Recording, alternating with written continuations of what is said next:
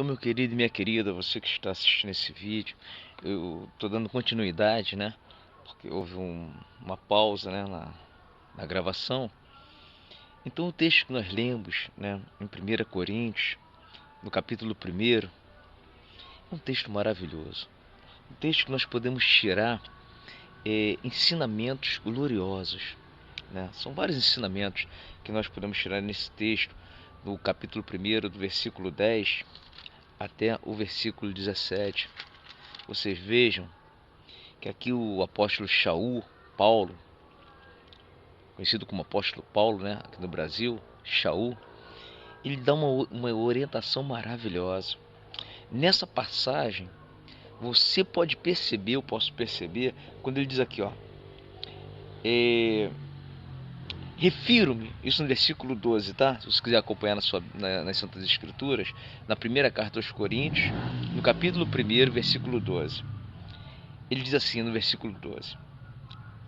Capítulo 1, versículo 12.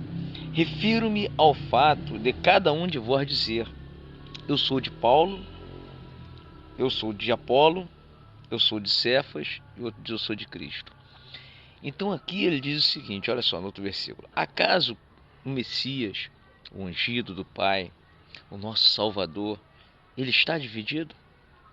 Olha a pergunta que ele faz: ele está dividido?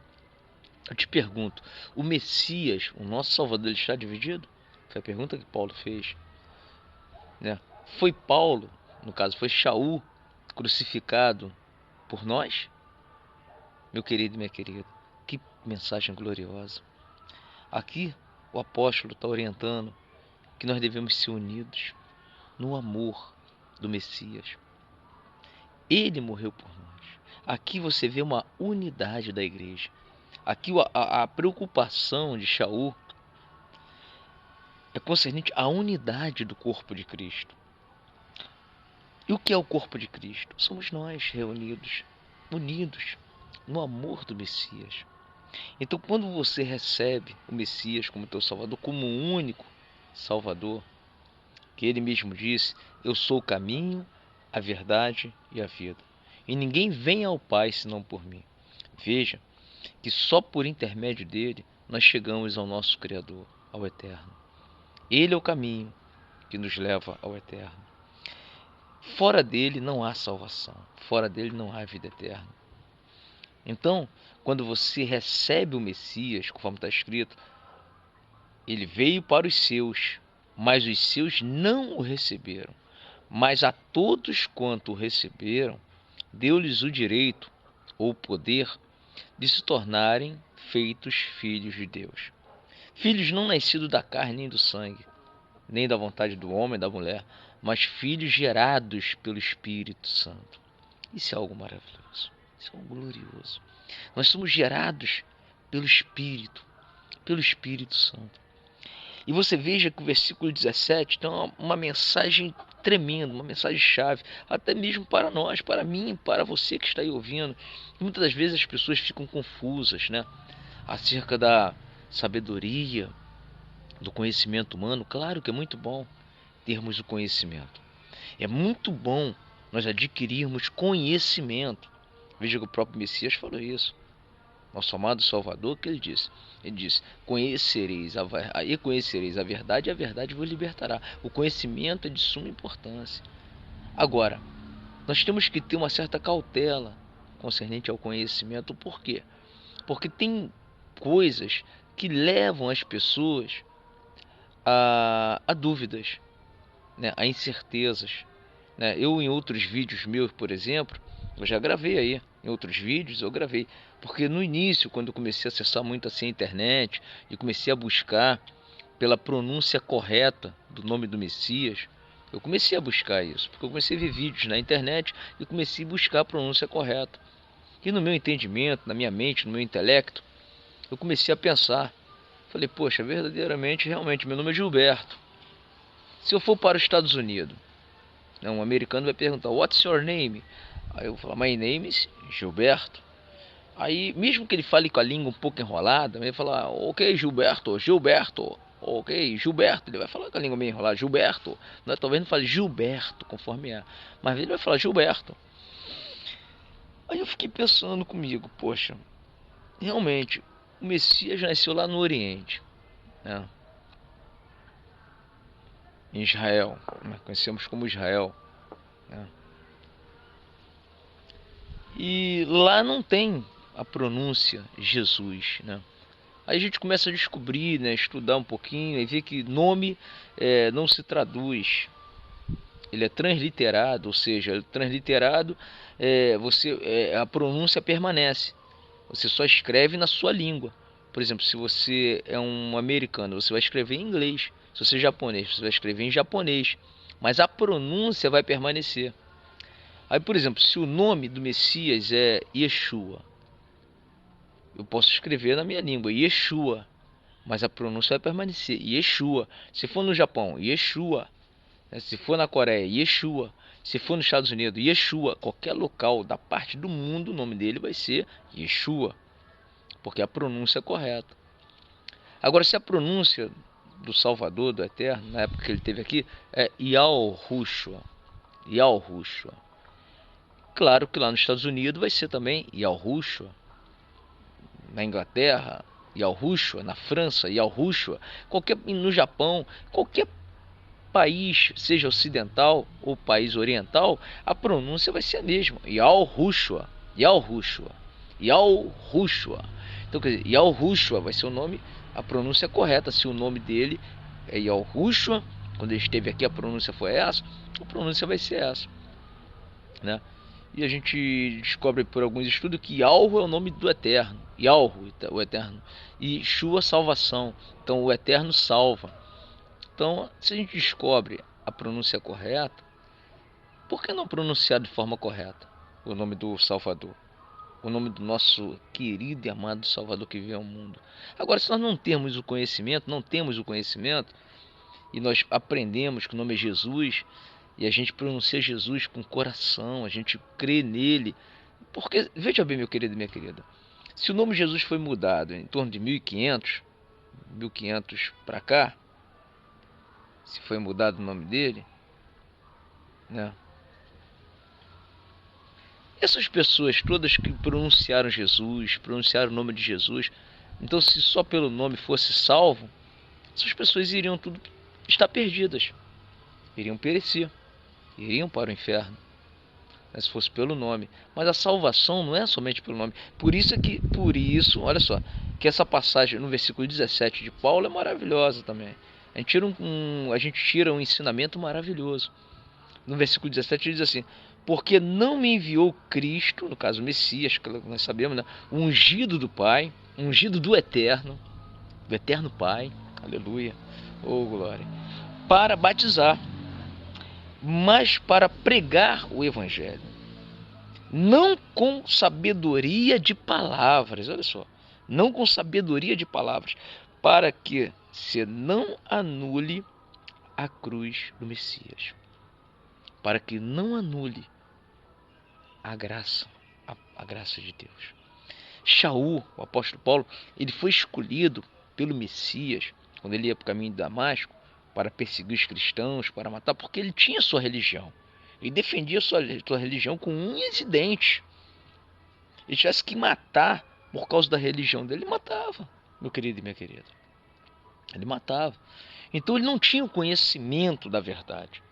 Ele não tinha. Mas o Messias apareceu para ele. Já tinha ressuscitado e o Messias apareceu. E disse: Saulo, Saulo, por que tu me persegues? Quem és tu? Ele falou: sou Jesus. O caso, claro, que ele falou na pronúncia hebraica. Ele falou o nome dele. Eu sou o Messias, ungido. A quem você persegue? Ele: quem és tu? E tal. Aí ele falou: duro será para ti recalcitrar contra os aguilhões. Então, quer dizer, e o Messias deu orientações a Shaul, ao apóstolo Paulo. Orientações essas que nas cartas de Paulo nós encontramos a salvação. Porque o apóstolo Paulo, ele é o nosso apóstolo, é o apóstolo dos gentios, daqueles que não são da linhagem de Israel. É o apóstolo que foi escolhido pelo Messias para trazer salvação para nós. É por isso que nós não podemos jamais anular as cartas de Paulo. Jamais. Anular o conhecimento que foi trazido ao apóstolo Paulo. Veja que o apóstolo Paulo foi arrebatado até o terceiro céu. Ele ouviu coisas inefáveis, que ao homem nem era lícito contar. Ele ouviu coisas inefáveis. Então, a palavra revelada a Paulo, a Shaul, a palavra revelada a ele é uma palavra de graça, de salvação. Sim, porque nós somos salvos não pelas nossas obras, pelos nossos feitos, pela nossa prática corretíssima. Nós somos totalmente perfeitos? Não, de forma nenhuma. Mesmo porque ninguém nesse mundo é perfeito. Humanamente falando, ninguém.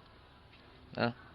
Mas nós somos salvos pela graça, quer dizer, um favor recebido, não merecido, algo que o próprio Eterno fez, porque ele determinou, o Pai Eterno, o Pai Criador de todas as coisas, ele determinou que só poderia haver purificação de pecado com derramamento de sangue de um inocente, de um cordeiro, né, de um animalzinho inocente. Era através de um sacrifício de derramamento de sangue que poderia haver a expiação dos pecados humanos. Né? Então, você veja, meu querido e minha querida, e esse sacrifício foi feito pelo Messias. Ele desceu da sua glória, derramou o seu sangue para purificar a mim e a você. De quê? De todos os nossos pecados. Se você crê aí agora no teu coração nesse Messias, ainda que você não saiba a pronúncia correta, isso aí Yeshua, ou Yahusha, ou Yeshua, né? ou Yahushua, né? Yahushua, se você não sabe a pronúncia correta, mas você crê nele, você o adora, você crê no Cordeiro do Pai Eterno que tira o pecado do mundo, você tem a salvação em você. Você tem a salvação. Então por isso que é importante, ó, a palavra. Olha só que palavra, nesse versículo 17 aqui é muito forte. Paulo diz aqui o que? Ó, não com palavra de sabedoria humana, para que se não anule a cruz do Messias. Então a sabedoria humana, a palavra persuasiva, a palavra de sabedoria humana, ela muitas das vezes aniquila a graça, a misericórdia. Então é importante que a palavra venha do Espírito para nós. Vem através da revelação do Espírito Santo que habita em nós. Veja que o Messias disse isso: eu vou para o Pai, mas não vos deixarei órfãos. Enviarei o Espírito de verdade que o mundo não pode receber. Então é importante que esse Espírito esteja habitando em nós. E se nós, porventura, nos tornarmos jactanciosos, orgulhosos pelo conhecimento que nós venhamos a adquirir nesse mundo, ou nós venhamos assim nos apoiar no conhecimento humano, e essa jactância entrar dentro de nós, nós estaremos anulando o sacrifício do Messias, meu querido. Então nós não podemos deixar que nenhum conhecimento, seja ele qual for, venha a ser superior à graça que já nos foi dada por intermédio do Messias, do nosso ungido, nosso Salvador, que você conhece como Jesus Cristo, ungido, né? O Messias, Yahushua, Yeshua, né? Então, nós não podemos permitir, né, que a sabedoria humana venha nos afastar da cruz do Messias, do sacrifício que ele fez lá, do sacrifício que ele fez em derramar o seu sangue para nos purificar de todos os nossos pecados. O Pai Eterno, quando ele olha para a gente de lá de cima, da sua glória, ele não vê mais a gente como pecador, meu querido e minha querida. Para você que recebeu o Messias, ele te vê como um filho dele. É isso que as Escrituras dizem. A todos quanto receberam, deu-lhes o direito, o poder de se tornarem filhos do Altíssimo. Nós somos filhos do Altíssimo. E você sendo mal, eu sendo mal, conforme o próprio Messias falou que a natureza humana é má, sabemos dar boas coisas aos nossos filhos, sabemos tratar bem as pessoas, ao nosso próximo, desejamos o melhor para o nosso próximo. Quanto mais o Pai lá no céu, ele não dará coisas boas aos seus pequeninos aqui na terra, aqueles pequeninos que receberam o Messias como seu Salvador, como único. Hein, meu querido, minha querida? Então ele tem coisas boas para nós. Ainda que nós não tenhamos um conhecimento extremo, conforme nós lemos aqui, muitas das vezes o conhecimento demais até atrapalha a vida do ser humano. Então nós temos que ter uma certa cautela. Por isso que nós Quanto mais nós lemos as Escrituras, mais adquirimos conhecimentos que vêm da parte do Altíssimo para nós. Né? Não é um conhecimento da sabedoria desse mundo, ou do príncipe desse mundo aí que se perde, não. Mas uma sabedoria que vem do alto, que vem do eterno para nós, do Pai das luzes, do Pai eterno. Então que a graça dele, o amor dele, a misericórdia dele esteja sobre você.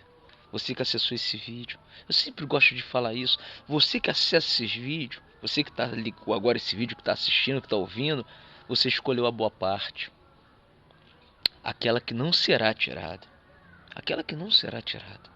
Então que o Pai Eterno continue te abençoando, te iluminando, te esclarecendo. E releia essa passagem em 1 Coríntios, no capítulo 1, no versículo de 10 a 17. Examine, conforme o Messias disse, examinai as Escrituras.